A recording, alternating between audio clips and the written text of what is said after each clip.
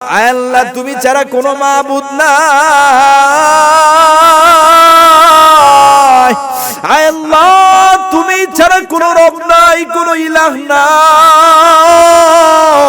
এই তাওহীদের সাক্ষ্য দিয়ে কোনো বান্দা যদি মৃত্যুবরণ করে, আল্লাহর রাসূল সাল্লাল্লাহু আলাইহি ওয়াসাল্লাম বলেন দাখালাল জান্নাহ, ওই বান্দা মরতে দেরি হবে, আমার আল্লাহর জান্নাতে যেতে দেরি হবে না।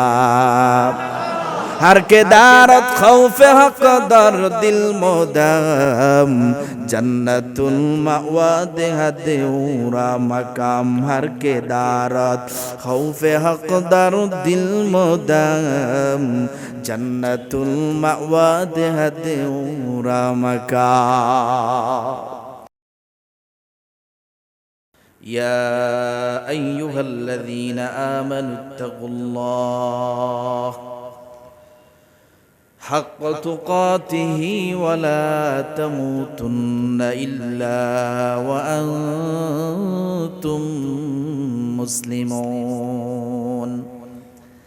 আল্লাহ তাআলা জানায় দেয়, ওরে বান্দা, ঈমান নিয়ে মৃত্যুবরণ করা এটা ভালো মৃত্যুর আলামত। অর্থাৎ আল্লাহ তাআলা আয়াতের মধ্যে জানায় দেয়, বান্দা তোমরা আমি আল্লাহকে ভয় করো, পরিপূর্ণ মুসলমান না হয়ে কবরে এসো না। এরে মুমিন মুসলমান ইমানদারেরা, এই আয়াত দ্বারা আল্লাহ পাক রব্বুল আলামিন বুঝায় দেয়, পরিপূর্ণ মুসলমান বলে তোমরা যদি মুসলমান হয়, ইমানদার হয়, এই ইমানটাকে রেখে যদি এই মুসলমানিত্বটাকে শেষ পর্যন্ত রেখে যদি কবরে আসতে পারো, আল্লাহ তাআলা বলে বান্দা আমি আল্লাহ তোমার ভালো মৃত্যুর সার্টিফিকেট দিয়ে দিব। শুধু তাই না, মরতে দেরি হবে, আমি আল্লাহর জান্নাতে যেতে দেরি হবে না। এই জন্য আমার ভাইরা, এরে যুবক ভাই, এ বৃদ্ধ বাবা, এই যে ঈমান আনলাম, মুসলমান হইলাম, তার মাঝে বহু সময় চলে যাবে। ওই সময়টুকু দুনিয়ার জমিনে থাইকা আল্লাহ তাআলা যেই কাজগুলো আমাদেরকে করতে নিষেধ করেছেন, ওই কাজ থেকে আমাদের বিরত থেকে ঈমানটাকে টিকিয়ে রাখা, কোনো শিরিক না করা, মূর্তির কাছে গিয়ে মাথা নত না করা, কোনো ইবাদতে আল্লাহকে অস্বীকার করা, মানুষের জন্য ইবাদত বন্দেগী করা, এগুলা বাদ দিয়ে যখন বান্দা এক আল্লাহর প্রতি ইবাদত বন্দেগী করে, এক আল্লাহর জন্য নামাজ পড়ে, মহান রব জানায় দেয় বান্দা তোমার ঈমানটা এখনো পর্যন্ত আছে। আর এইগুলাকে মাইনাস করে যদি আমি আল্লাহর বিধান অনুযায়ী চলতে পারো, আর ওই মৃত্যুর সময়টা যদি বান্দা আমি আল্লাহর বিধানের উপর হয়ে যায়, আমি আল্লাহর নির্দেশের উপর যদি বান্দা হয়ে যায়, আল্লাহ বলে বান্দা এটা তোমার ভালো মৃত্যু। আর এই ভালো মৃত্যু অর্থাৎ ঈমানের উপর মৃত্যু হওয়ার কারণে আমি আল্লাহ তোমার উপর রাজি খুশি হয়ে তোমারে জান্নাতি বানায় দিব। এই জন্য আমার ভাইরা, এরে মুসলমান, আমরা আয়াত থেকে পাইলাম ঈমানের উপর মৃত্যু হওয়া এটা ভালো মৃত্যুর আলামত। এই জন্য আমার ভাইরা, যে কথাগুলো আমি বললাম, এই কথার উপর আমাদের আমল করার দরকার আছে না নাই? আরো জোরে বলতে হবে, আছে না নাই? শুধু তাই না, শুধু তাই না, এর মুসলমানের আল্লাহর রাসূল সাল্লাল্লাহু আলাইহি ওয়াসাল্লাম 2 নম্বরে আল্লাহর রাসূল বলেন, 2 নম্বর হলো ভালো মৃত্যুর আলামত।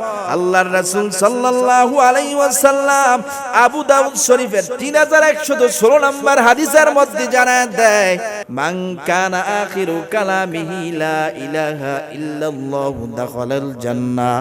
ভালো মৃত্যুর 2 নম্বর আলামত হলো কোন বান্দা যখন মৃত্যুবরণ করবে আর মৃত্যুর আগে তার শেষ কথা, শেষ বাক্য যদি হয় লা ইলাহা ইল্লাল্লাহ, আল্লাহ তুমি ছাড়া কোনো মাবুদ নাই,